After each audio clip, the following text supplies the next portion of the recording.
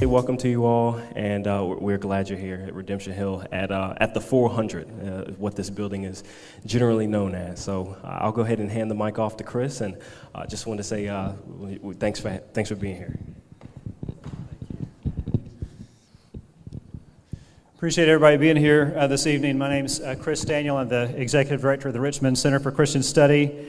We're one of about 40 study centers throughout the country and the world, coming alongside university communities, serving that community and also the surrounding community.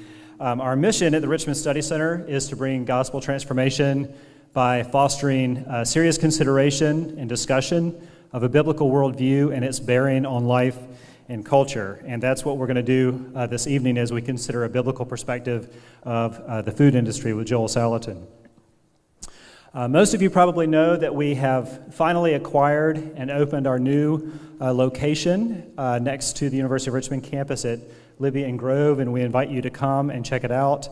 And our plan is to start also functioning as a bookstore the beginning of November. So we hope you'll come out and visit us for that. And we also have a number of discussion groups currently going on with the students and also groups from the community using it as a place for discussions as well. So we're unfolding it one step at a time, but we're very thankful for what God has given to us in that way.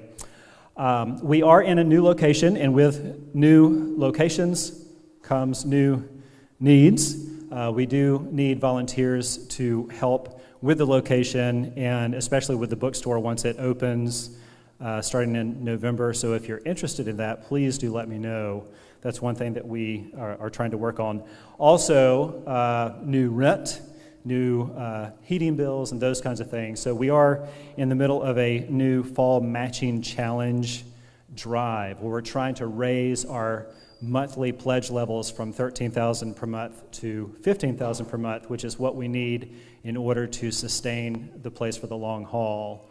And we have a very kind donor who is offering to donate $10,000 to the study center as an incentive if we can accomplish that goal, raising that pledge level from $13,000 to $15,000 per month. So we're really trying to accomplish that this fall. If you're interested in talking more about that, I would appreciate that very much. Finally, this Saturday in 2 days at 9 a.m. at the study center, whoever would like to come by, we're just going to have a discussion group just to follow up from our time here this evening. So that's this Saturday, 9 a.m. at the study center. Joel Salatin is a third-generation alternative farmer from Virginia's Shenandoah Valley. His farm, Polyface Farm, services more than 5,000 families, 10 retail outlets, and 50 restaurants, and has been featured in Smithsonian Magazine, National Geographic, Gourmet, and countless other radio, television, and print media. Joel addresses a wide range of issues, from creating the farm your children will want to making a white-collar salary from a pleasant life in the country. Doesn't that sound nice? So Joel this evening is going to be speaking to us on, it's called Food for Thought, a biblical perspective of the food industry. So please welcome Joel Salatin.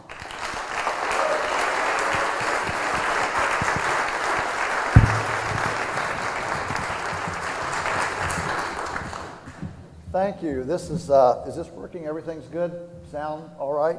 Okay, good. It's a real privilege to be here. Thank you, Chris, for having me and the Study Center.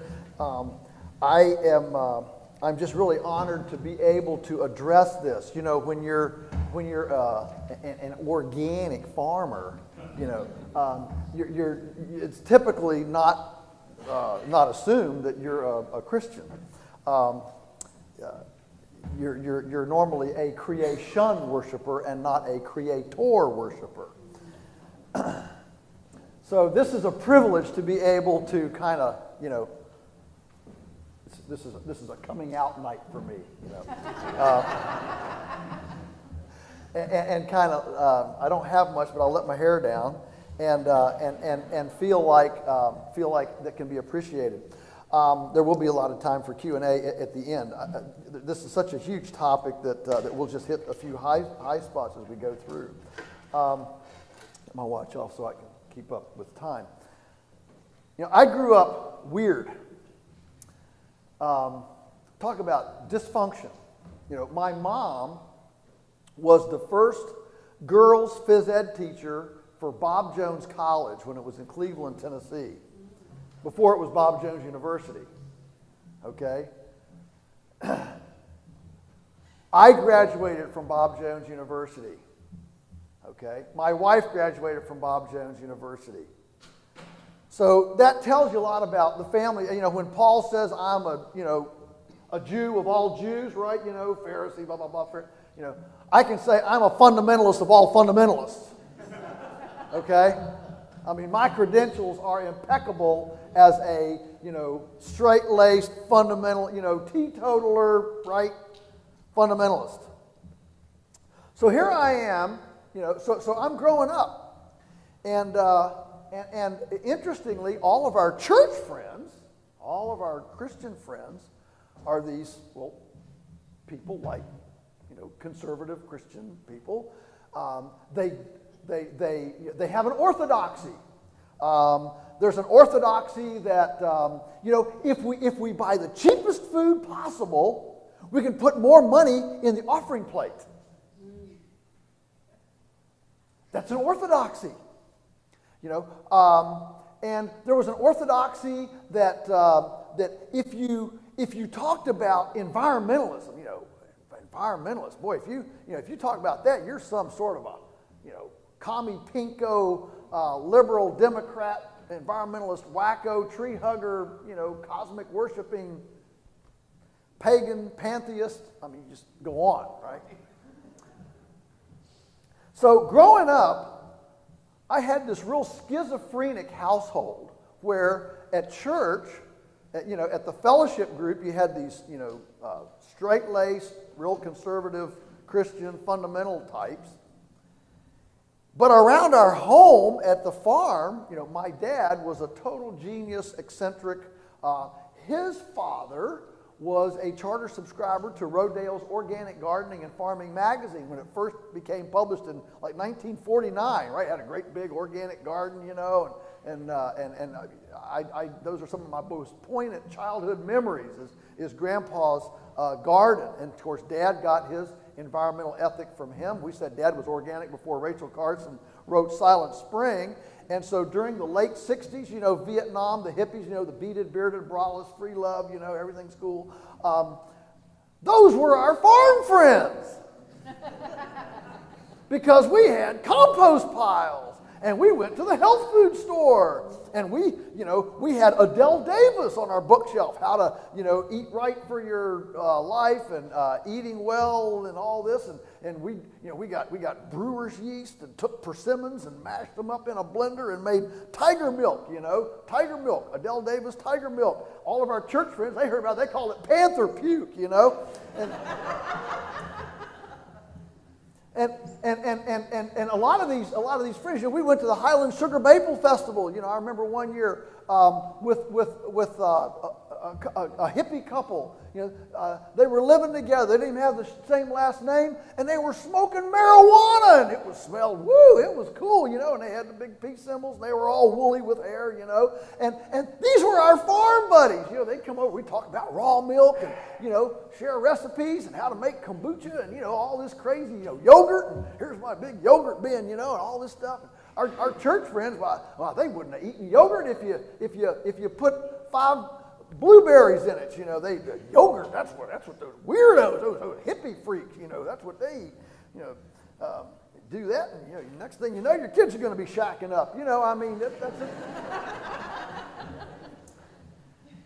And so this is the way I grew up, and I just figured, this is the way it is. But I didn't realize the gravity of the tension until, as a senior at Bob Jones, back in that time, it was 1979. At that time, the school had a glossy magazine, a monthly glossy magazine.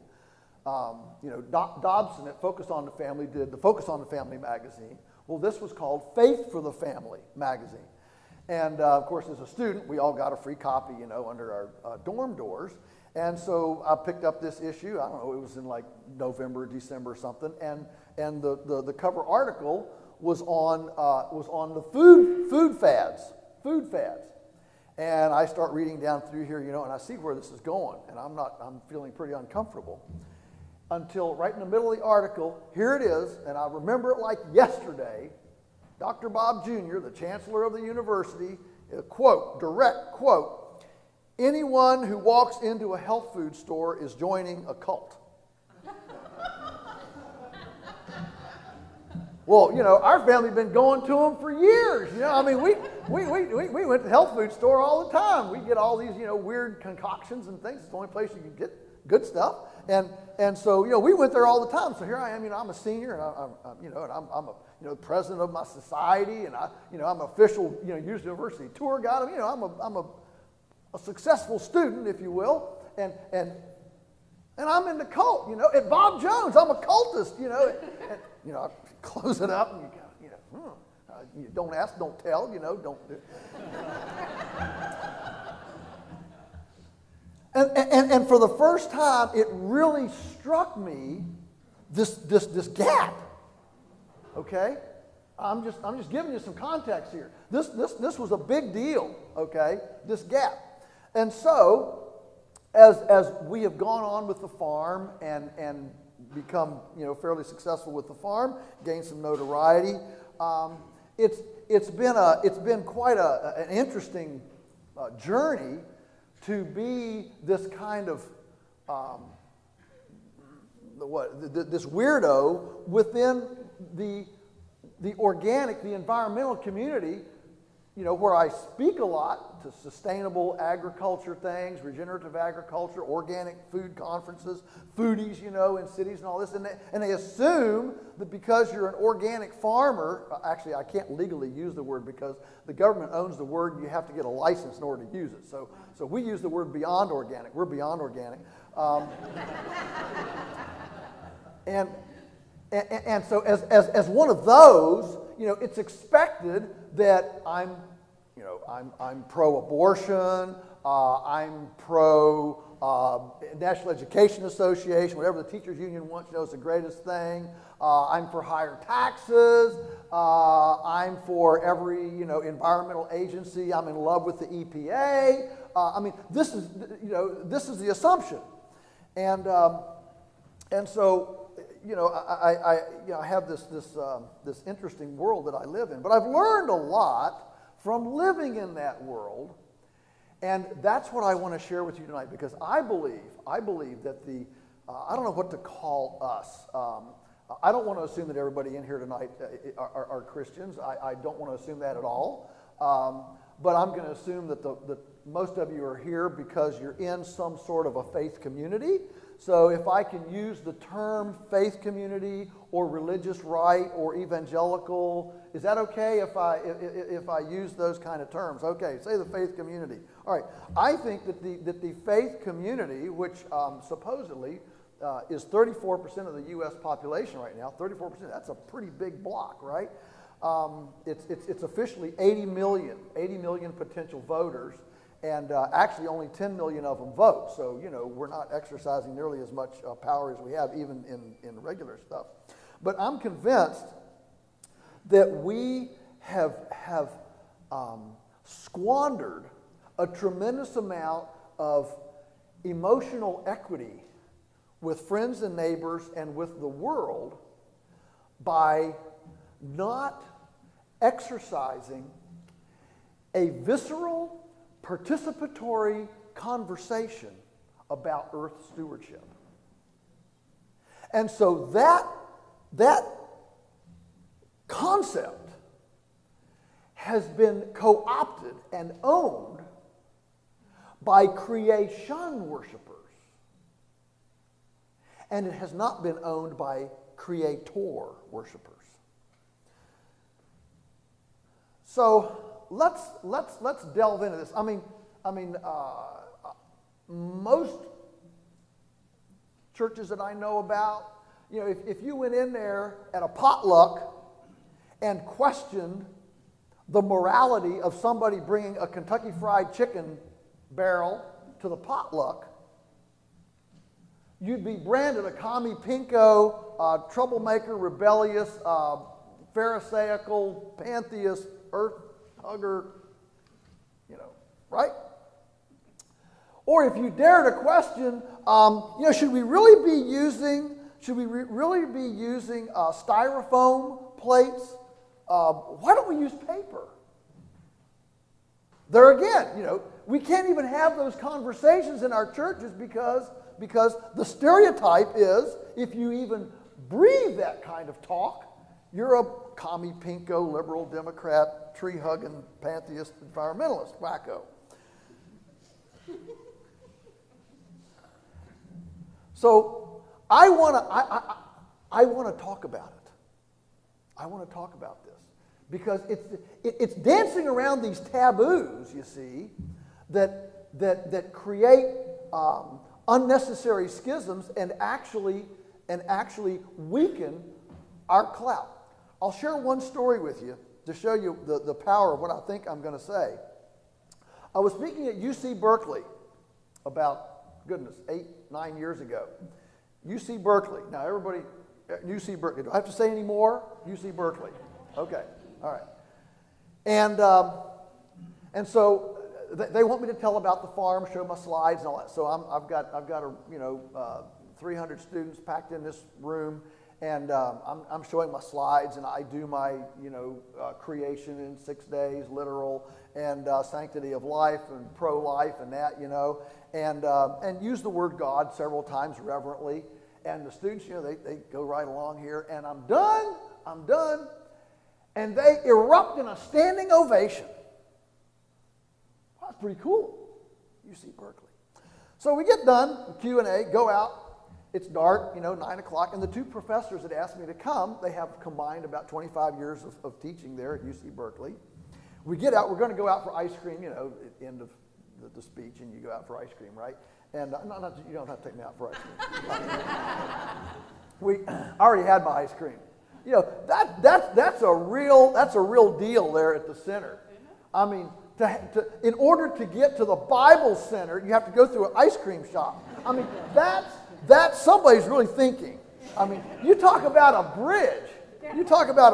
Now, that's an inviting facade for a Bible study center, an ice cream shop. All right.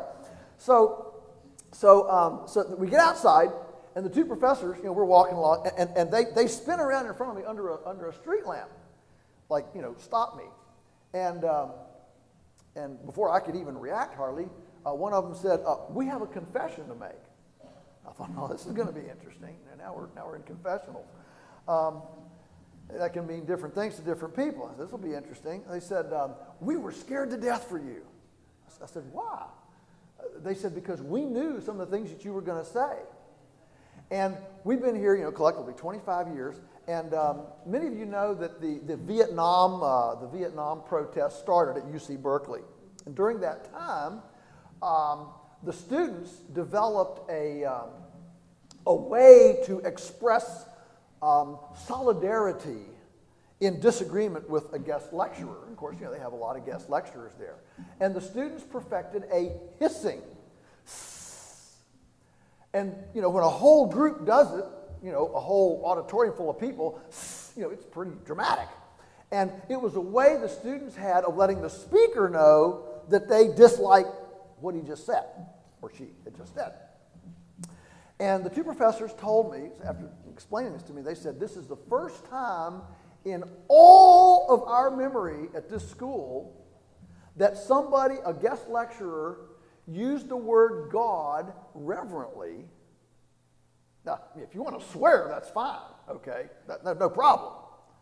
But it said this is the first time we've ever heard a guest speaker use the word God respectfully without being hissed.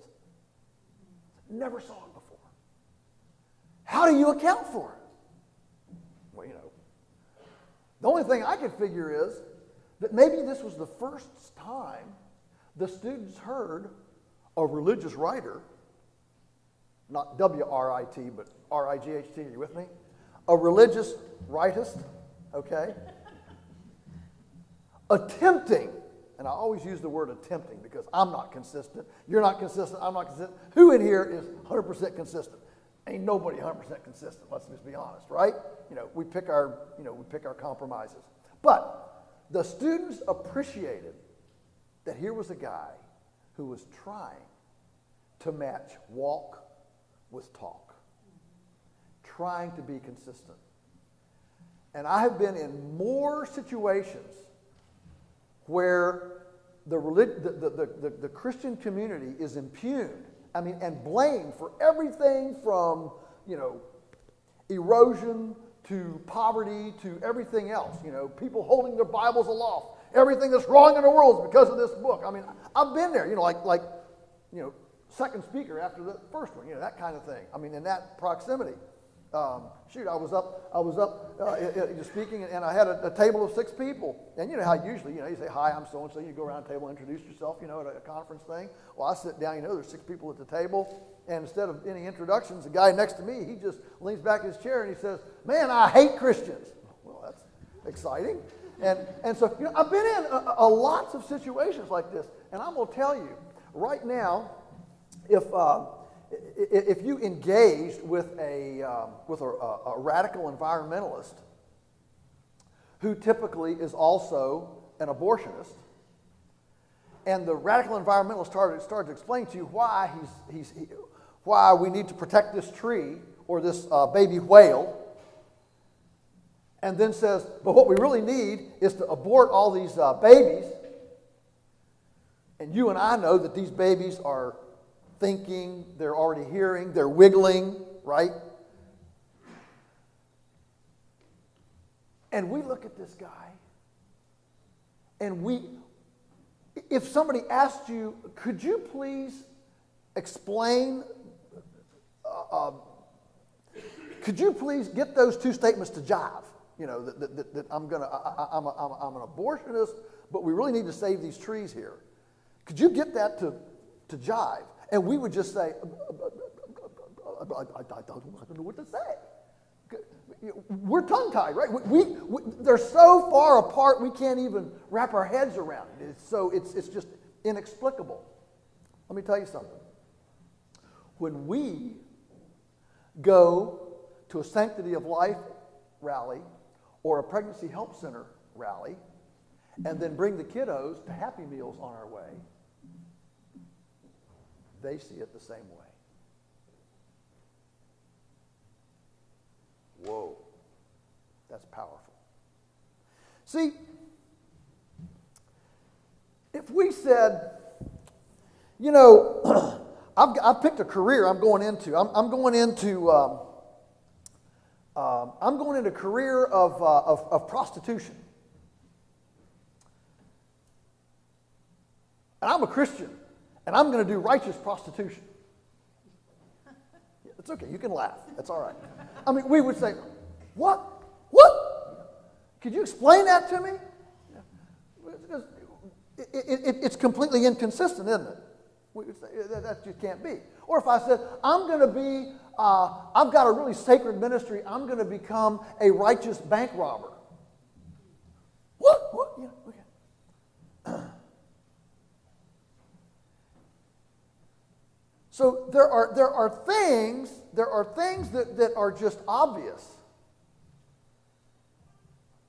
But what if I said, you know what, I'm going to go to school so I can get a good enough education so that I can go get a job at Monsanto for a righteous career.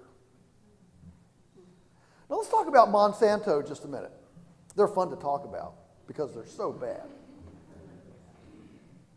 Monsanto leads the world in patenting genetically modified organisms, GMOs, genetically modified organisms. Now, I'm sure there are people here right now already starting to get uncomfortable because you're saying, doesn't this guy know that GMOs are just another subset of Mendel's peas? We've been, Jacob put sticks in the water and make speckled and spotted sheep. We've been doing just genetic selection forever. It's Mendel's peas. But Mendel selected peas from peas. He was breeding peas with peas. He wasn't breeding peas with pigs and salmon. He wasn't messing up with the DNA. It was still kind. Genesis opens up with two creative prerequisites. Number one, that every plant and animal would reproduce. And number two, reproduce, remember the phrase, after its kind. You know, God is interested in kinds. You know that? He's really interested in kinds, like goats and sheep. He's really interested in kinds.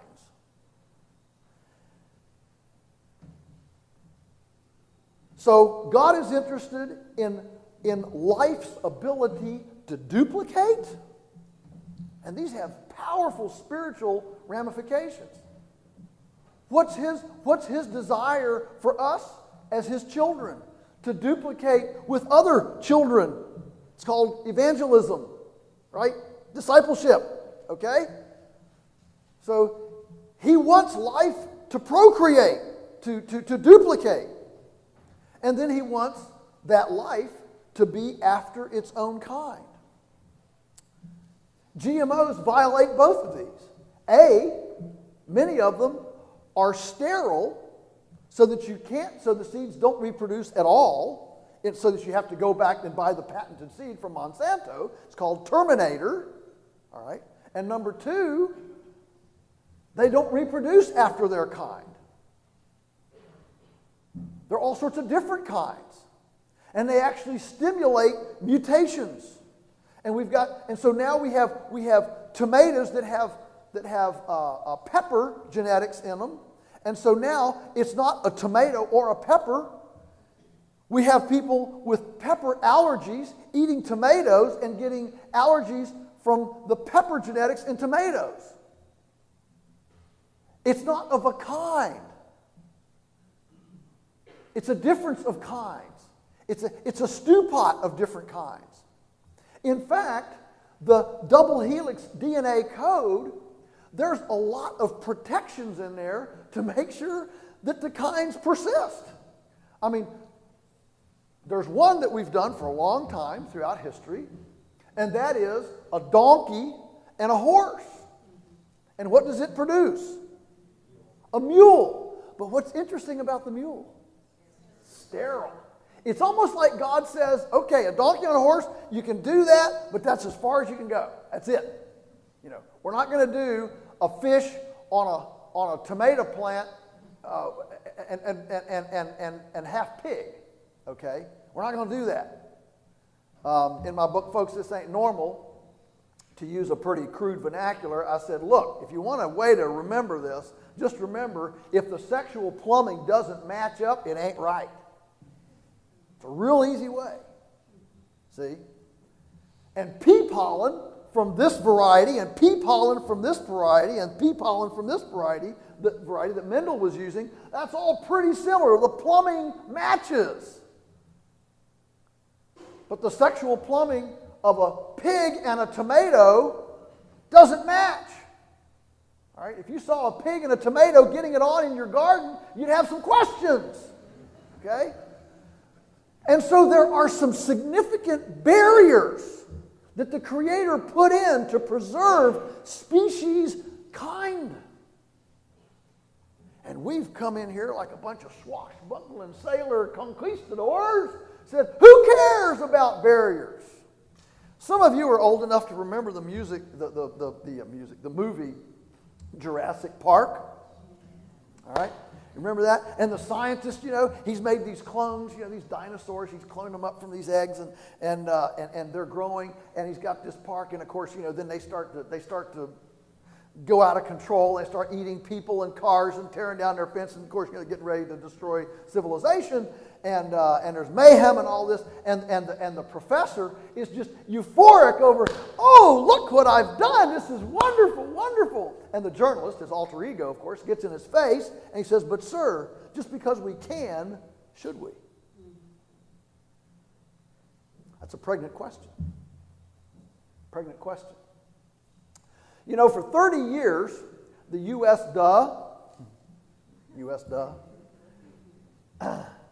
took farmers like me to free steak dinners to teach us this new scientific progressive way of feeding cows, where we grind up dead cows and we feed them to cows. This is cheap. This is the way to, and you know what? And Christians did this and said, this is a way to exercise our dominion mandate. Didn't God give us dominion? And farmers like me that didn't buy into it, we were branded, Luddites, barbarians. What do you want to do? Go back to washboards, hoop skirts, hearth cooking, Dark Ages. Come on, join the 21st century. Get with it. 30 years later, there's a big global, oops, maybe we shouldn't ought to done that. With bovine spongiform encephalopathy. Mad cow, also known as mad cow. You need to learn to say bovine spongiform encephalopathy. It's kind of like saying the Hebrew names in the Old Testament. You don't have to say them right, just say them fast, and everybody will think you're real smart. But mad cow, okay?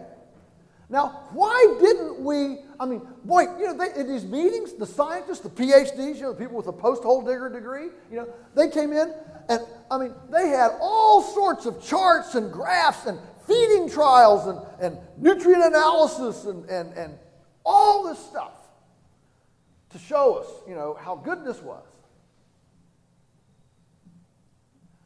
We didn't buy into it, not because we hated U.S. or hated science or were, anti-technology. We looked around the world, said, where is the herbivore that eats carrion? Does a wildebeest eat a dead wildebeest? If a buffalo dies, does a buffalo go eat it? If an elk dies, does an elk go eat it? Goodness, if a groundhog dies, does a groundhog, go on down the scale, the rodents, all right? No! They're herbivores. They don't eat carrion. And so we're saying, wait a minute. Is there a magnificent creator's design here that's beyond our capacity maybe to understand, but maybe we should submit to this magnificent, amazing design rather than just walking into it and saying, if we can, we should, because that's how we show dominion, baby. See? So then that begs the question. Is there a godly way or an ungodly way to raise a cow? I think it's an important question. 1 Corinthians 10:31 says, whethersoever therefore you eat or drink or whatsoever you do 50% to the glory of God. Is that what it says? Do how much? All to the glory of God. Now, if I were Paul, I would spiritualize that verse. Come on, eating and drinking. Come on, we should elevate this. We should say, whethersoever therefore you catechize your doctrine, or you systematize your theology, or right. We should. Come on, let's get this to a spiritual discussion. He says, eating and drinking. The most mundane things you can think of. He says he numbers the hairs of our head. Some of us, that's a lot easier to do than it used to be. He says he knows when a sparrow falls. He says, don't muzzle the ox that treads the corn. He says, the lilies of the wheat of the field are more beautiful than Solomon in all his glory. We've got this idea, unfortunately, dating back to Augustine, that life is divided, it's segregated into the spiritual and the physical. And the spiritual is good and right and wonderful to talk about, and the physical, what we can see, that's evil, that's temporal, that's going to burn up. Don't fritter your time away against about what you can see and what you can taste and what you can touch. That's physical. That's bad. That cheapens your conversation and your talk. We need to elevate our conversation, about just spiritual things. But it's clear as you read the scriptures, there's no dichotomy with God. He didn't give the Israelites Canaan, the promised land that was a promised land because it was going to be a place where they could write poetry better, or praise songs better, or think high theological thoughts better. He gave them a land flowing with milk and honey. A gift of good land with specific geographic borders. And he said, here is what I want you to have. I will protect you in this place, not out of this place, in this place. And not only that, I want you to multiply. Obviously, God was interested in building fertility. He thought that if you did it right, soil would build. I mean, how else can you say, I want you to be fruitful and multiply, and say, stay within these borders? Obviously, God had in mind that they would actually make a more fertile land through their farming practices, that they would be able to handle more and more and more population, that they could do this pretty much right along. That they weren't going to run out, because there were techniques for building soil, building fertility, building productive capacity in the land. So there is no dichotomy. So let me ask, so is there a righteous and an unrighteous way to raise a cow? What's the purpose of a cow? A cow is an herbivore.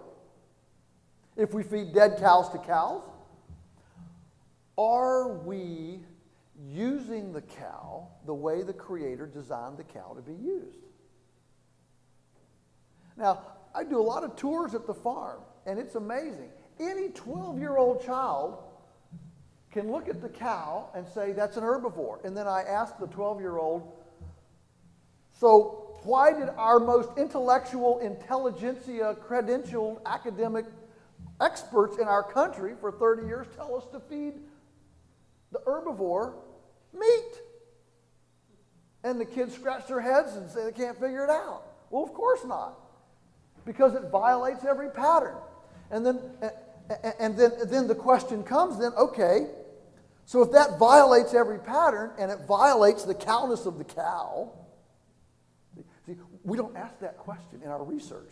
Nobody asks that question. Right now, today, as we sit right here, 1 in 4 baby pigs in the U.S. is dying as a baby pig. 1 in 4 since January 1, 2013. Porcine viral diarrhea has invaded industrial pork in this country. And I've already decided if there's one thing worse than diarrhea, it's viral diarrhea. I mean, that would have to be worse. But these pigs are dying, 1 in 4. And now there's a new respiratory thing that's added on top of that. More are dying. And the industry is scrambling. They're demanding more funding and taxpayer money to go into land-grant universities to develop a vaccine, a pharmaceutical, blah, blah, blah, blah, Oh, we got to stop this. I haven't heard a single pork industry expert dare to ask, I wonder if we should put 10,000 pigs in one house. Nobody asks it. You don't dare. It's like asking, should we bring Kentucky Fried Chicken barrels to a church potluck? Because there's an orthodoxy. There's an orthodoxy that says we have to do this in order to feed the world. And we have to cram these 10,000 pigs in a confinement house, because if we don't, we can't feed the world. And so the idea that the pig house is not necessary can't even enter the discussion. Now, I can assure you there's no need, and it's beyond the scope of the discussion tonight, there is absolutely no need to have a single pig in a confinement house in the entire world. Nowhere. Okay? Nowhere. When Governor Tim Kaine came to visit the farm, he brought his entourage. We took a tour around the farm, and I showed him how we were, doing pigs in the woods and fattening them on acorns and all this stuff, and explaining how the disturbance was important for the oak trees. Virginia Tech Forestry tells us that all the Appalachian oak trees are dying. And they are. They're dying all through Appalachia. Another 100 years, there probably won't be an oak tree here. That's pretty sobering, should be. What do they need? They need disturbance. They used to have buffalo herds and fire. We don't have either one of those today. How are we going to get the disturbance to chip up and eat the little caterpillars and the bugs that infect the root crowns of the oak trees and protect them? How are we going to do that? Pigs. So we're running pigs through the woods 3 weeks a year. They come out, scratch, they eat out of the little caterpillars and the worms and the pathogens and the little grubs and things that would affect the tree, keep the tree healthy. It grows great pork. It grows pork that's out of this world to eat. And it's symbiosis. It's a complex, relational, multi-speciated symbiosis that results in synergy. Those are a lot of big words. But see, we live in an the orthodoxy of agriculture today is that you can't mix species. You're supposed to be monospeciated. You're supposed to either have a pig farm, a dairy farm, a cherry farm, or a tomato farm. I mean, we can't mix these things. It's all about monocultures and monocrops. But where is that in nature? Nature doesn't do that anywhere. In fact, we've even got an orthodoxy that says we don't need animals in ecology. Is there any natural ecology that doesn't have an animal? So all those miles and square miles of corn and soybeans in Virginia and other states where there's no animal and no fences and no proximity, no relationship? No. The pattern of nature, the object lesson that God gives us in nature with diversity, multi-speciation, and complex, tight, symbiotic relationships is all a picture of the gifts and talents expressed in the church. We don't want monocrop churches, do we? Really? Everybody to think just like me and be my temperament and be my kind of person? That'd be a pretty flat, rigid place. The fact is that all of physical creation is an object lesson of spiritual truth. That's a fact. And every single thing has a moral dimension. Now, I'm not here to throw a guilt complex and tell you, you can never have a ginger ale or a Snickers bar, okay? We haven't all gotten where we are overnight. We won't get out of it overnight. What I am suggesting, though, is that there is a moral dimension to every facet of our life. And we should at least be able and willing. We should create a space in our fellowship groups to talk about this dimension of how we interact with God's stuff. See, the earth is the Lord's and the fullness thereof. Am I right? It ain't my stuff. It's not your stuff. You know what? It's not even the EPA stuff. It's God's stuff. And how we use His stuff determines how we honor Him in stewardship. It's the recognition of stuff. And how we interact with each other's stuff. How I treat your stuff and you treat my stuff. I was talking up at a school the other day and all these book bags, these backpacks, were all stretched around. And I told the students, I said, what if 3 students went out there and started rifling through your backpack? How would you feel about that? Look, that's my stuff. You know what God says to us and this earth? That's my stuff. And I have patterns. And I'm a God of order. And I'm a God of pattern. And I make patterns and types so that you can see my grace, my sufficiency throughout it. So what's the role of the herbivore in nature? The role of the herbivore, grass grows in a sigmoid curve, okay? All flesh is grass, right? Okay. Grass grows in a sigmoid curve. Starts growing real slow, grows real fast here, and then senescence sets in and it drops off. I call this diaper stage, teenage stage, nursing home stage. Okay? Now, the way this works is the sun sends down energy. That energy is captured by photosynthetic activity and converted from esoteric sunbeams that nobody can touch or handle or do anything with, and converted into biomass, which breathes in, it inhales carbon dioxide, sorts out the carbon, leaves it in the biomass, and exhales oxygen. We inhale oxygen and exhale carbon dioxide. So this is this exhaling and inhaling, this breathing in and out, is how the planet works. And it starts with the sun going to the biomass. The most efficacious way to convert sun energy into biomass that, of course, feeds the soil, and see, the planet is supposed to be on a weight gain program. God's design is, his return on investment is that the earth is supposed to be getting fatter every day. Okay? And if we want to be the servant with 5 talents, we're going to buy into that and come alongside God as a co-laborer, as a partner, and help the earth get fatter every day. Return on investment. Okay? So, because the sun energy hitting the planet is new energy. It's new energy. It's new wealth. Okay? Every day. And think about all the days, all the Sundays since the creation, all that energy. All right. So we're supposed to leverage our, big head, our big brain, cranial activity, and our mechanical prowess. Monkeys can't do that. Opposing thumbs, they can't do that. All right. So we've got this incredible mechanical and cerebral capacity. All right. Well, what's it for? Is it to conceive of ways to destroy God's patterns? Or is it to conceive of ways to massage, caress, and leverage God's patterns? So the reason for the herbivore is that this grass, which is starting the whole cycle on the planet, if it goes out here to senescence and dies, it stops.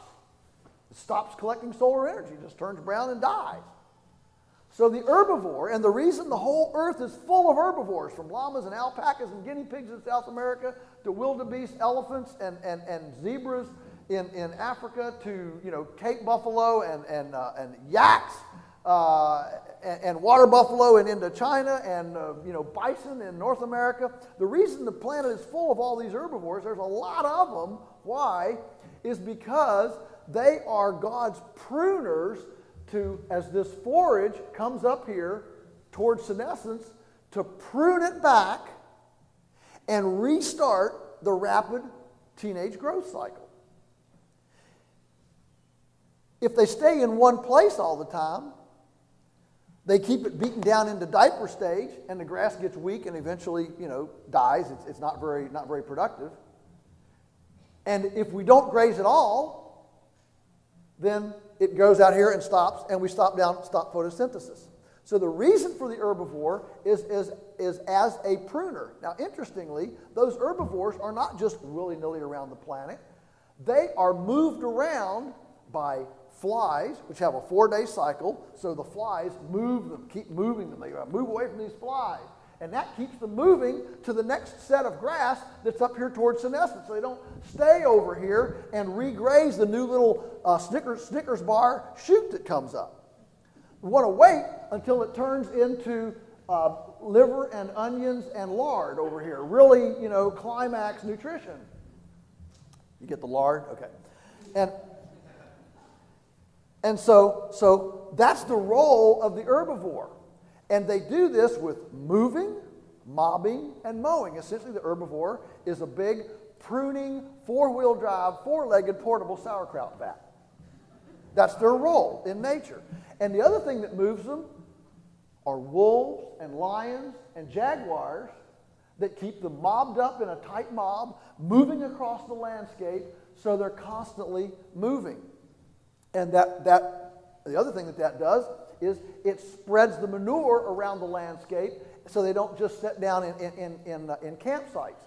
Why are there even animals? The reason for animals is because they are the way that God designed to democratize fertility. If the animals, the plants, if all we had were plants, the plants can't move fertility. Fertility, the solar energy, biomass, decomposition, the minerals and biomass gravitationally moves down into the fertile valleys, and gradually the slopes and the ridge tops become infertile. So the animal, the herbivore, goes into the rich valleys and eats, and because of their fear of predators, they want to get up on high ground so they can look out and see who's going to attack them. So they eat down here, and then they trudge up to the top of the hill, and they lounge and chew their cud and poop and pee, and that brings the gravitationally moved fertility from down here back up to the top and lets it gradually move, and so the fertility gets spread around, and it's God's egalitarian way of democratizing fertility and blessing all the land. Isn't that beautiful? Who'd have thunk? So, there is, here's what I'm getting to. There is a God-honoring way to steward a cow.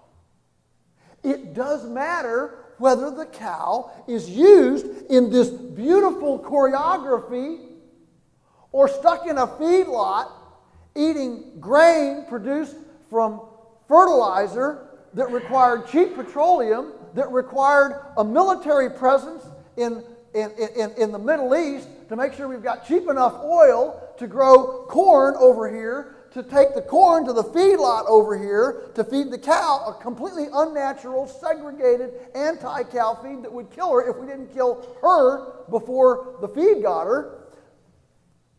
That's not a righteous way to raise a cow. So if that's not a righteous way to eat a cow, is it righteous to patronize a business that sells us a cow like that? Are you with me? These are questions that if the faith community would dare to ask, we would have friends in places you can't imagine. Because food is a bridge. Food is a bridge conversation. Liberals eat it, conservatives eat it. Louis Farrakhan eats it, Rush Limbaugh eats it. Obama eats it, and who? I don't know. Yeah, W eats it. Yeah, okay. Everybody eats. Okay? It's a common discussion, and there's a reason why the sacrament of communion surrounds a commonality. You don't have to pay to take part of the communion. It's something you do every day, and Jesus used the most common elements of his day. Bread, wine. This was not a gourmet dinner. This was an everyman dinner. It was a whosoever will may come. And what does it say about a farming system that only becomes profitable when it's big and industrial scale and takes $500,000 to just buy the infrastructure to raise one chicken? That's a pretty elite production model. One of the beauties of our pastured poultry livestock model is that it's the capital costs of entry are so low that anybody can do it. It's a whosoever will production model. Shouldn't we be looking for production models that are whosoever will models, not elitist, you've got to be a multimillionaire to get in models. Models that are conducive to multi-generational family partnerships, not models that are so highly capitalistic and difficult for young people to get into that we can't have multi-successional farms. The average farmer today is 60 years old. You know, that mirrors the age of people in most mainline denominational churches. They're dying. The fact that we have a farm model in which young people don't want or can't get in means the old people can't get out. You go to the average mainline denominational church today, and it's a bunch of cotton tops. And they have 10 burials for every marriage. That's not a sustainable system. And it's not sustainable when we have farmers aging out and nobody to come in and replace them. So what happens is these models look alike. So very quickly, what could a congregation, let's cut to the chase here a little bit. What could a congregation do that would remediate some of the negative thinking that other people have toward us in our, sitting in our pews? Let me just throw out a couple of ideas. A lot of churches have commercial kitchens.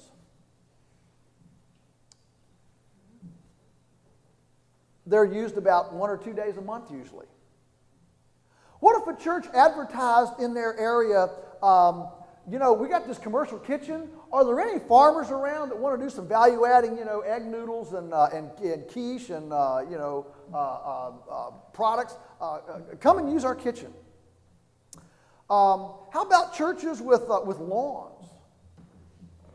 How about advertising that we're going to turn our lawn into an edible landscape and offer it as gardens for people to come that don't have land and come and grow things, and you can even can it in our church kitchen? How about the congregation saying, we got 100 families here. We spend $700,000 a year on food. That's a pretty big amount. How about we go seeking through our community and find 10 farmers producing the different kinds of things that we buy, the meats and the vegetables and things, and we will become a congregation that patronizes those 10 farmers. They can quit their town job and do what they really believe God wants them to do, and that's farm, so they can quit their town job and actually do their farm full time. That enables them to do that.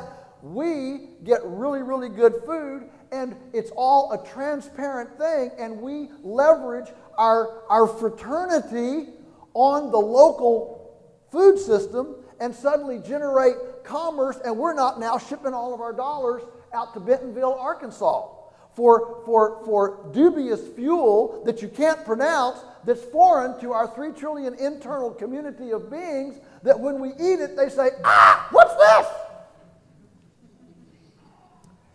If you eat food that won't rot, it won't digest. Velveeta cheese, squeeze it on a table. You can walk away from it for a year, and it doesn't liquefy, it doesn't mold, doesn't do anything. It just sits there on the table. It's dead. You can't make life from death. You need life to die to make life. See, and you take real cheese, put it on the table, and in 24 hours it's kind of fuzzy, and in 72 hours it starts looking like it needs a good shave, and in a week, it sprouts legs and walks off the table. I ran into these 2 farmers out in California, and they do a farm-to-school program, and they've got a 5-acre farm next to a school, and they're integrated into the environmental science and biology courses. And the kids come out in the middle school, and they've got this big earthworm, red wiggler worm bed. It's about 8 feet long, 3 feet high, and 3 feet wide. Nice lid on it. So they tell the kids to bring food out. Of course, the kids come out, they bring, Cheerios and Count Chocula cereal and Snickers bars and Twizzlers and Wonder Bread. And they bury it in the earthworm bed. And the teachers, they bring an apple and a pound of ground beef and, some fresh sprouted whole wheat bread. They bury it over here. 2 weeks later, the kids come back. And of course, they've been primed for it. So they run up the hill, they open the lid. Out come the Twizzlers, the Snickers bars, the Cheerios, the Chocula cereal, and the Twizzlers and all that stuff, okay? Comes out in a Wonder Bread, it comes out in a pile. They go over here and they start digging. They can't find anything. And the teachers ask them, they say, well, why would you want to eat something worms won't even eat? Most of us, we're far more concerned about the purity of the gasoline for our car than the fuel for this community. Guess who owns this community? Is it mine? It's God's. We're supposed to bring glory to God. What does that mean? What does glory to God mean? We've kind of spiritualized this term glory, But the Bible doesn't spiritualize it. I mean, it has glory, the glory of old men is their gray hair. The glory of young men is their strength. The glory, it has glory of terrestrial, glory of celestial. I mean, obviously, the Bible doesn't just spiritualize glory. It uses glory for all sorts of things. What does it mean? What is the glory of something? I suggest that the glory of something is its distinct attributes. What are the distinctives that make it a kind that is different than any other kind? That's what he's talking about. And I suggest that our children will understand a lot more how to bring glory to God in the context of His godness by the characteristics and the attributes that are uniquely His, much better if we train them as children to honor and respect the glory of the pig. That's the object lesson. And if the pig is just an inanimate blob of protoplasm to be manipulated, however cleverly dominion can express itself through the human cleverness, what does that say about respecting and honoring the distinctiveness of God? See? And so it is how we respect and honor the least of these that creates an ethical moral framework on how we respect and honor the greatest of these. That's what it means. And so I would just encourage us to at least be willing to look at a conversation, to look hard, to look in and say, am I a walking, the way I live, what I buy, am I an object lesson that brings acclaim and focuses attention on a farming system that is God-patterned, that is God-glorifying, that is kind-respecting? Because that is the kind of food and farming system that ultimately respects and honors the most significant, differentiated kind of the God we serve.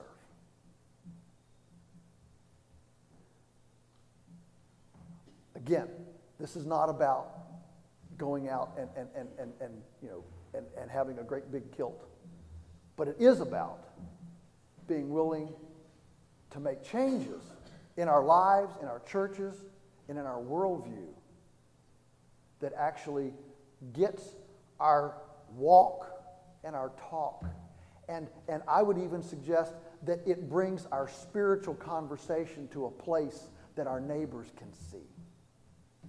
And can you imagine if a congregation said, we're going to buy God-honoring local food as our agenda for this year, leverage our buying power, we're going to do this as a community of believers because God cares about how we live. It would drive the environmentalists nuts. If Chick-fil-A, Dan Cathy, during the height of the brouhaha over the marriage as one man and one woman, we love to talk about those topics. If during that brouhaha, if Dan Cathy had called a press conference and said, not only do we believe that marriage is between a man and a woman as a model of the marriage feast of the Lamb, as a type, as a pattern of the marriage, we're the bride of Christ, and this is the way it's supposed to look. Not only is that an object lesson of spiritual truth, we believe that it matters whether the chicken can express its chickenness. And as a result, we're going to start today to have a 5-year plan to find a model that actually honors and respects the chickenness of the chicken, so the chicken can express its birdness and have an immunological function that actually works, and have houses that you can walk into without hazmat suits and respirators, that will actually be neighbor friendly and not stink up the neighborhood. If he'd have done that, it would have driven the liberal media crazy, because it would have showed a level of consistency that they're not used to seeing in the Christian community. And I would challenge us to at least have the conversations to see where can we move in this discussion.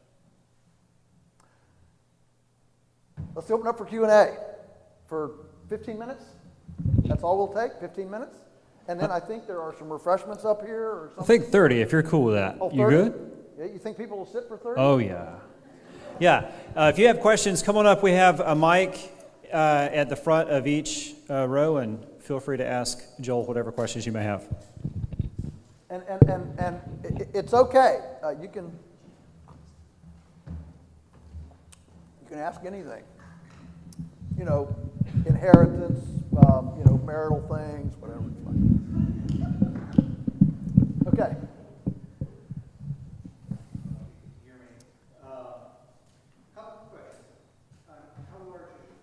How large is the farm? We own 550 acres. 100 is open, 450 is woodland, and then we lease another 1,500 acres, and 400 of that is woodland, and the balance is open. So it actually ends up being about 800 acres of woodland and 1,200 acres of open land that we actually manage. How large is the staff? How large is the staff? If you took all of the people, part-time, the whole deal, and put them all in full-time equivalents, it's 20 people, full-time equivalents.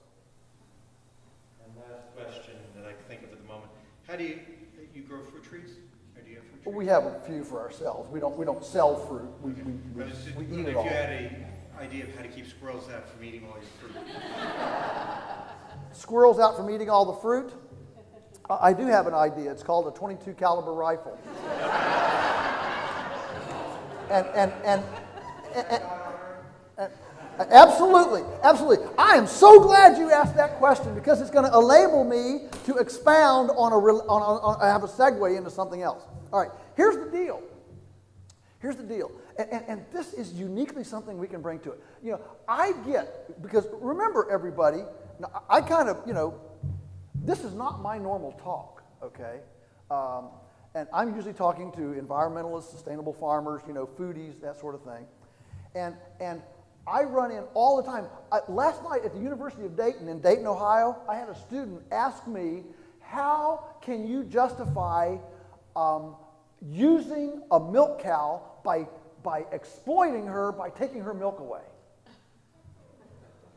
All right. So I get into a really interesting situation. All right. So here's the deal. Most people who are thinking, who have studied the history of civilization, understand that the history of civilization, for the most part, is a history of pillage, rape, and destruction. Okay? You don't have to be a liberal to believe that. It's okay to believe that. All right? Because it's the truth. Deserts. Homer, who wrote the Iliad and the Odyssey, walked the entire of what is today the Sahara and said he never left the shade of a tree. How did the Sahara start? Carthage. They cut all the trees, plowed it, and that changes the reflective capacity of the earth. It warms everything up. The meteorologist at the University of Wisconsin went to the Rajputana Desert in India about 20 years ago, and they fenced off about 5 square miles so the nomads wouldn't overgraze with their sheep and goats, and just fenced it out. And in no time at all, the rainfall jumped like triple because vegetation was able to grow, the leaves transpire and cool the earth's surface. That allows the rain to condense and come down. Every desert in the world is man-made, which means it can be man-fixed. All right, I'm getting ahead of my story. So the study of history of civilization is generally about earth pillaging. So the average person who's actually thinking and well-read walks with this great big burden on their back. A burden of all of our ancestors and the horrific abuses we've foisted upon the earth. How do you respond to that? Well, the way to respond to that terrible burden, most people, or a lot of people, say the way to respond to it is to never touch anything with humans. So the only way to interact with the earth, and I mean, they're not saying God's creation, they're saying, Gaia or the earth or whatever. The only way to interact is to abandon the earth. So we have environmentalism by abandonment.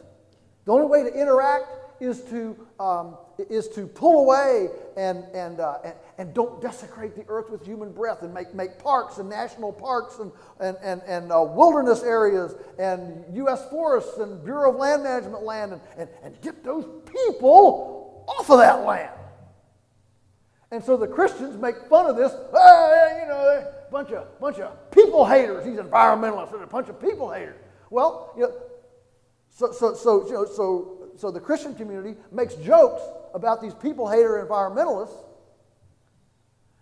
but they never look in the mirror and apologize for our ancestors and for what we did. That's the problem, see. What is the answer? What can the Christian community bring to this guilt-ridden guilt-ridden burden? You know what we can bring? We can bring redemption to the earth through participatory healing. And so I'm a big believer in promoting participatory environmentalism. That's what I'm talking about, is participating. The way to save, if you and your spouse are having problems, the way to save it is not to quit talking and walk into separate corners. The way to deal with it is to engage, right? Engage. If we're having problems with God, the way to deal with it is not to quit talking with Him and not reading His love letter to us and go in a corner and sulk. The way is to get in there and read the Psalms and get in there and wrestle with God, see, spiritually. That's the way to restore it. And so what I'm suggesting is that we have this privilege. I mean, it is a privilege, it is an honor to be able to actually participate in extending spiritual redemption into the earthworms at our feet, literally. The relationships in our communities, the economies in our neighborhoods. We can extend that redemptive capacity in there. Wouldn't that be cool? If we were seen not as a bunch of middle-class elitists who walk into great big expensive buildings and sing these songs and give money to people on the other side of the world, but rather if we were seen as interactive participants in our neighborhood community, earthworms. I mean, it really is that simple. It really is. And you can't imagine how that would resonate with people that would never set foot inside our churches. You can't imagine how that would resonate. And so, I preach a message of participatory redemption. And I use the word in places that would never sit inside of a church. just to plant those seeds, okay? To plant some truth there. It's very exciting. Petroleum. What's petroleum for? I really believe that petroleum was a bonanza, a gift from God, a provision of sufficiency at a strategic time in history when we had the mechanical prowess, the industrial strength, and the know-how with new, with microscopes, with just terrain understanding, okay, that was new, that literally in a generation or two, by leveraging petroleum, we could have undone all the damage that civilization has done since the beginning of time. But instead of undoing all the damage, we've just accelerated the damage and created a food system that requires 15 calories of energy to get 1 calorie on your plate, when in 1900 it only took half a calorie of energy to put a calorie on your plate. Folks, that's going the wrong way. If all of the energy, time, and money that's gone into Los Alamos, New Mexico, had gone instead into building ponds in all the valleys around New Mexico, today New Mexico would be flood-proof and drought-proof and would be an Eden. And we could have done it with petroleum and bulldozers, using our big brain and our opposing thumbs to remediate things. If all of the petroleum used to ship mescaline mix from Southern California to Richmond in January were invested in plastic and glass solariums on the southern side of every single structure in the city could be heated in the winter with passive solar and grow all of its own mescaline mix in situ. You see, the answers to our problems are not from the outside, they're from the inside. And we can remediate. It's not like we're poor. It's not like we're doing... The tragedy of life is not that we're lazy. We're not lazy. Everybody here I'm sure you got calendars, you got places to go, people to see. Nobody's lazy. The tragedy of the human experience is that we're busy about the wrong things. That's the tragedy of the human experience. We've become extremely adept at being able to hit the bullseye of the wrong target. Okay, next question. Somebody get up and ask it while I finish out this. It's like a plane crashed in the Amazon jungle in Brazil, right? And there's 11 survivors. They happen to have machetes with them because they were over the jungle after all. And so these survivors, they're trying to get to civilization. They've survived a plane wreck, and they got the machetes going and they're hacking through the jungle, and they're heading out to civilization. Well, there's one prophet in the group. The one prophet in the group. He says, maybe we ought to find out if we're going the right way. So he finds a nice tree there. He shinnies up this tree, looks out, and they're all hacking over here. And he says, hey, guys, wait a minute. There's a village 2 miles right over that way. And they yell up at him and say, oh, shut your mouth, you prophet. Look at all the progress we're making.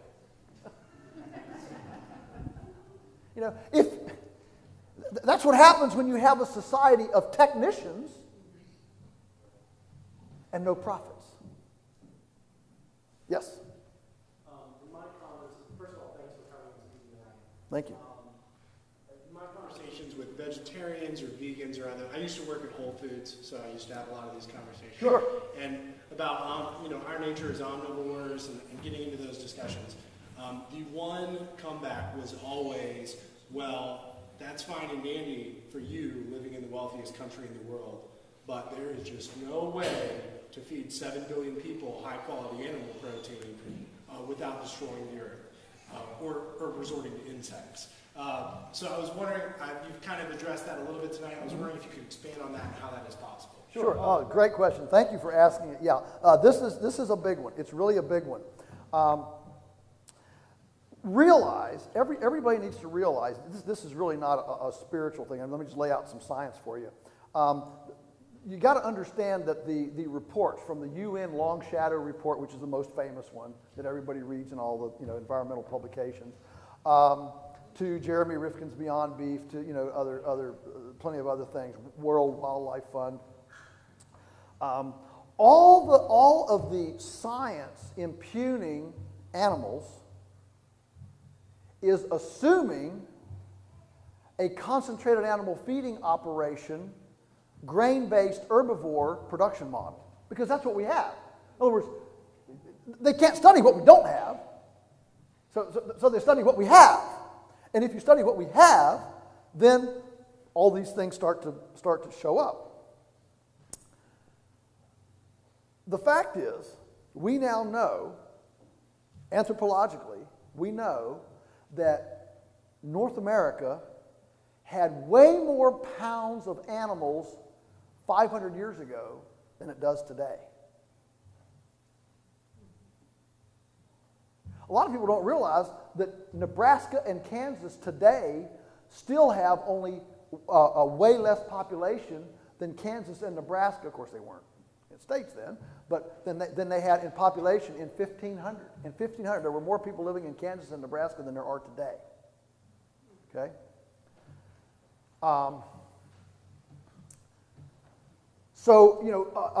John Audubon, in his diary, he said he sat under a tree and he couldn't see the sun for 3 days for the flock of passenger pigeons flying over him. Anybody sat under a tree and had the sun blocked out for 3 days with a passenger pigeon flock flying over you? These passenger pigeons would come and they would decide, okay, it's dark, we've got to roost, so they would all come down and massively land on a forest and literally just break down massive oak trees, and it would just look like a bomb hit an area, okay? And poop, poop would be 6 inches deep, all right? Remember what I said about moving it around, all right? Well, they don't roost in the same place because they busted all the trees down, so they got to roost someplace else tomorrow night, you see? And so there were massive, Captain Jim Bridger, when he went out into the Dakota country and he was commissioned to give his report, he got behind a herd of 7 million buffalo. Now that always strikes me as kind of funny. Here's Captain Jim Bridger. It's 1850, right? And Lieutenant, Lieutenant, come up here. Get out your quill. See the buffalo? We're gonna count. Is it sharp? You got it sharp? Get a nice piece of parchment there. Get a piece of parchment and get it out nice and open. All right. I know it's a little windy. Hold it on your clipboard now. Okay. You got it settled on the heart. All right. Put one. 1, 2, 3. 7 million. Really? But that's what he said. And he was a soldier, so I'm sure he was telling the truth.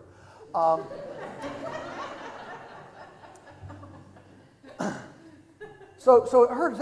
In fact, he said, if we hadn't carried our own oats and fodder for the horses, we'd have all starved to death because it took them 7 days to get out from behind the completely devastated path of these 7 million buffalo and find grass for the horses.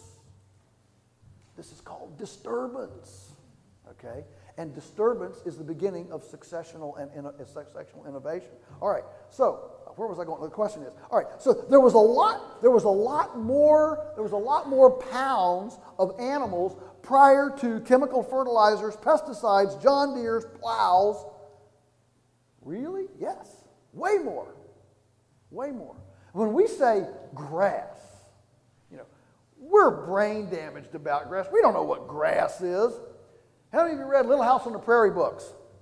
Yeah. All right. When I say grass, I'm talking about Little House on the Prairie.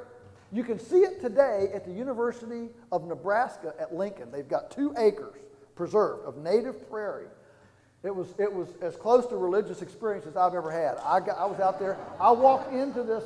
I have a real heart for grass, right? And I walk into this thing, 12 feet tall, 12 feet, thick as hair on a dog's back. The stems are 3/4 of an inch. You walk, and it just consumes you.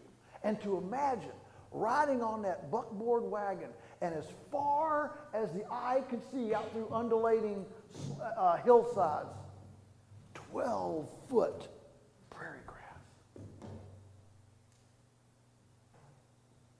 That's what we're still mining today with corn and soybeans and pivot systems. All right, that's what we're still mining, the wealth the accumulated centuries of wealth of the buffalo and the grass, okay? And we still, with all of our modern technology and Tyson and Purdue and IBP and Smithfield and the whole lot, we still have not achieved the production per acre of wolves, buffalo, passenger pigeons, and relationally harmonized synergistic multi-speciation with perennials. Still haven't done it. On our farm in Augusta County, the average, a cow day, okay, a cow day. What you eat today is going to be one person day of food, all right? So are you with me? So a cow day is what one cow will eat in one day. Like a person day of food for you would be one person day of food, all right? A cow day is what a cow will eat in a day. In Augusta County, where we are, the average cow days of production of pasture for cows, the average cow days is 80 cow days per acre. 80 cow days per acre. In other words, if you buy a 100-acre farm of pasture and you go down to the extension office and say, how many cows can I run on this 100 acres of pasture? I'm just getting into this, what can I do? They'll plug it in, and because of the the degree days, the soil type, and the climate, and the frost days, and all that stuff, and the rainfall, it'll spit out 80 cow days, okay? That's the average. On our farm, we average more than 400 cow days per acre. And we haven't planted a seed or bought a bag of chemical fertilizer in 55 years. Folks, when Monsanto gets a 1% bump in production, they get the front page of the New York Times. I'm telling you about a way we can double and triple production with no inputs except creativity and a little bit of high-tech infrastructure that's portable, lightweight, and doesn't dominate the landscape. And we don't even give a mention. In fact, we're called barbarians and Luddites and typhoid Marys because we're so neglectful we don't vaccinate, medicate, predicate, adulterate, and obfuscate the cows. So just imagine if our neighbor got 5 times the county average, and his neighbor got 500 times the county average, and his neighbor, and the whole county, and the whole state of Virginia. Folks, our problem is not resources. Our problem is not scarcity. Our problem is constipation of imagination.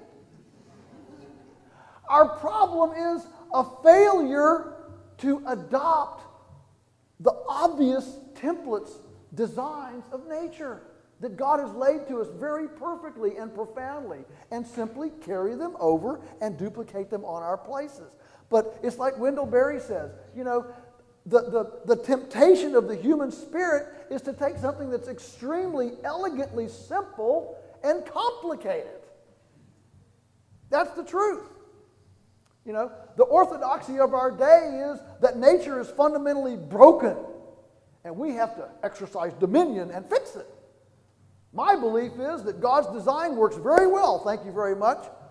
The weak link is my creativity of understanding that design and then moving it to a domestic commercial production model and using technology to do it. So the fact is that we can grow we haven't even begun to grow the amount of food. The U.S. has 36 million acres of lawn. The U.S. has 36 million acres growing food and housing recreational horses. That's 72 million acres. That's enough to feed our whole country without a single farm. There are massive areas. That's just lawns and horses. Cornell University did a study 5 years ago, over 2 years. The question they asked was, in the last 15 years, how much abandoned farmland is there in New York State? Now, this is not converted farmland. This is not, expressways, condominiums, strip malls, and, development. This is abandoned farmland.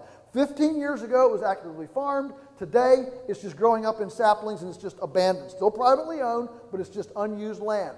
You know how many acres? In New York State alone, 3.1 million acres.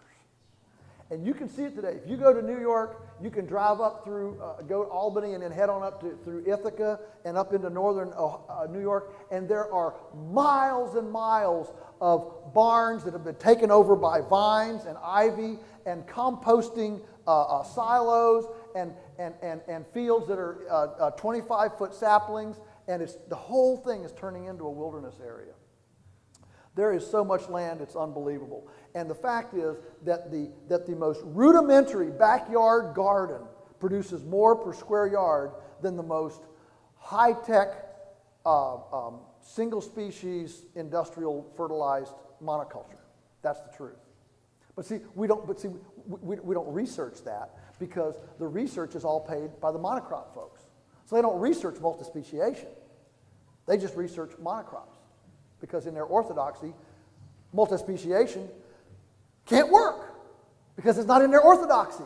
You know, it's like a Presbyterian researching immersion. You know,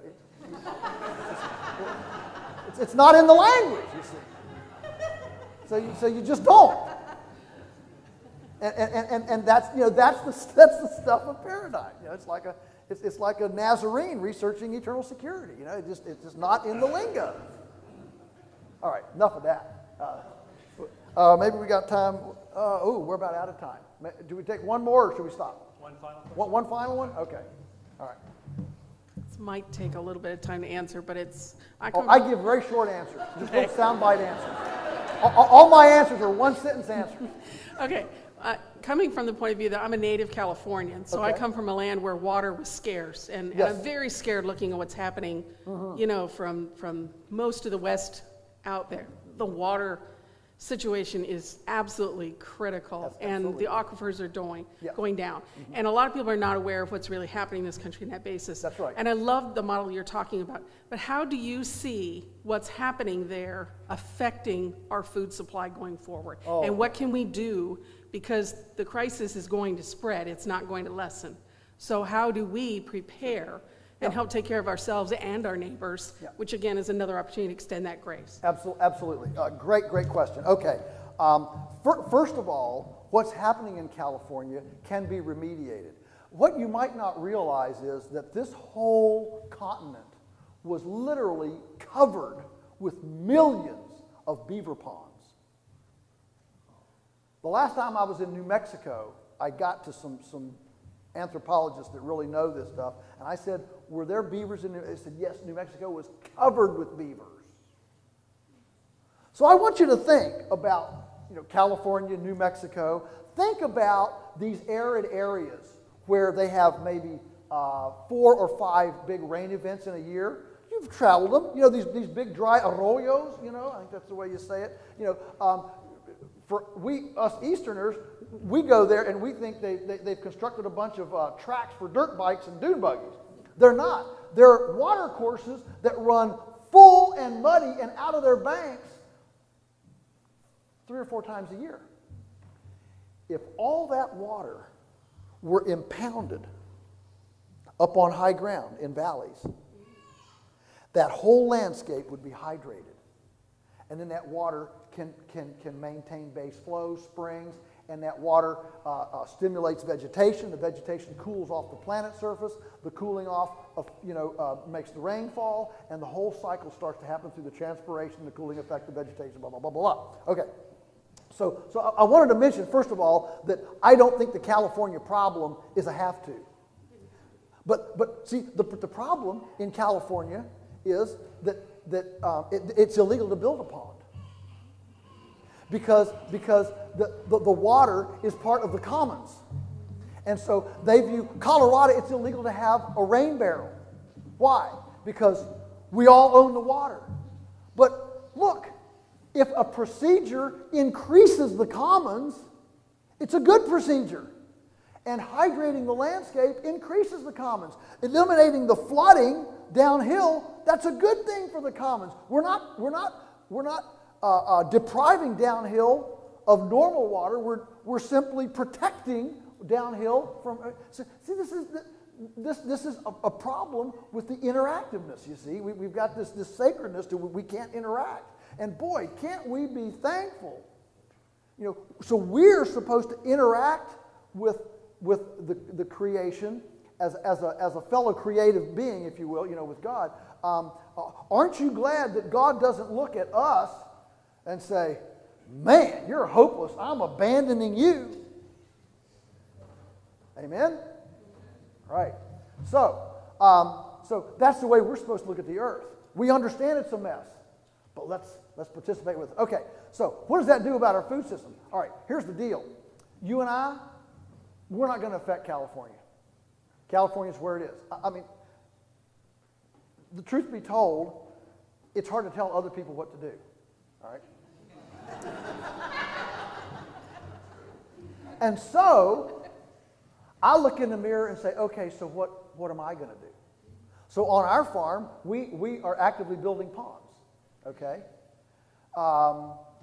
And part of this is the redemptive capacity of the earth, all right? So what can we do here? What can a congregation do? Well, you could order a bunch of cisterns and collect all your rainwater. So you don't add flood water to the city sewer system, and you become water independent and you eliminate your utility bill.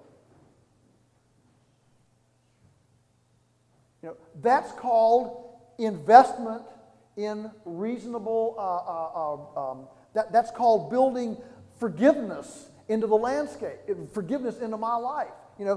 Stephen Covey in 7 Habits of Highly Effective People talks about emotional gas tanks and how, all of us are going to say a misfit word once in a while. And so we have to invest enough emotional equity in each other's gas tank that we can make a withdrawal once in a while and the whole relationship doesn't fall apart. That's called redemptive capacity. Michael Pollan calls it ability to handle shocks. The fact is there are shocks. So part of our redemptive capacity in the landscape is to create a living space that can handle shocks. That's forgiveness. That's forgiveness. And so we replumb our houses so the gray water, so we're not flushing potable water down our toilets. And the exercise bicycle hooks up to a pump and pumps the cistern water up on the roof that we've now spread with perlite and compost, growing tomato plants and crops up on the roof. Now we can shut down the air conditioner because the house is so cool. We don't need the air conditioner. And we put the solarium on the side of the house. Now we don't need the heat bill. Now we pull out the sewage plumbing and we get an algae sewage remediation system, runs it through a 6-inch pipe like a radiator, and out the end you can drink the water and you've got 51% protein algae.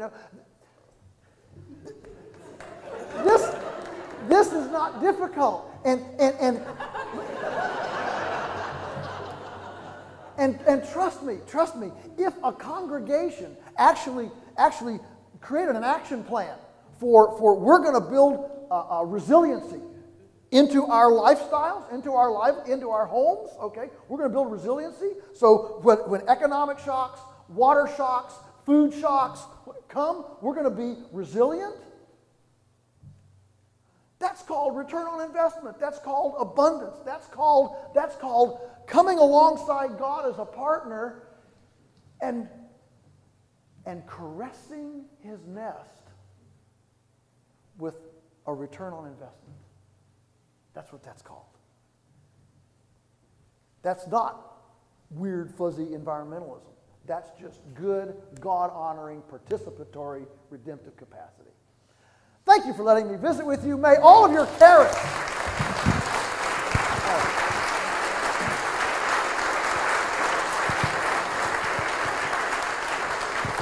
By the way, I do this everywhere. I'm known as the blessing man, okay? So I do this at colleges. I do this at the most, atheistic, foodie, whatever, places. So here it is.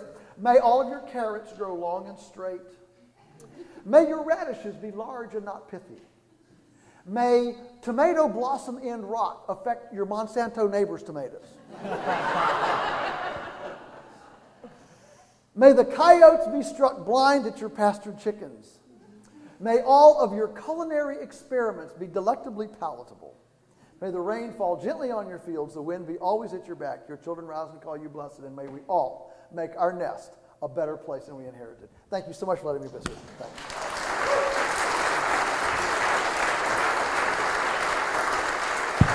I want to thank everybody for coming. I do want to draw your attention to your program. There's a tear-off if you'd like to connect with us by receiving quarterly newsletters or event announcements through emails, or talk more about helping us to meet that fall matching challenge. You can express interest on that tear-off and leave it in the basket on your way out. We do have refreshments up at the front. We invite you, if you would like, to stick around for a few more minutes for refreshments and further discussion with Joel. I have been told that anytime there's an event in this building, they always ask that when you go outside to be sensitive that you're in a neighborhood, just being quiet with sleeping kids. So thank you all very much for coming.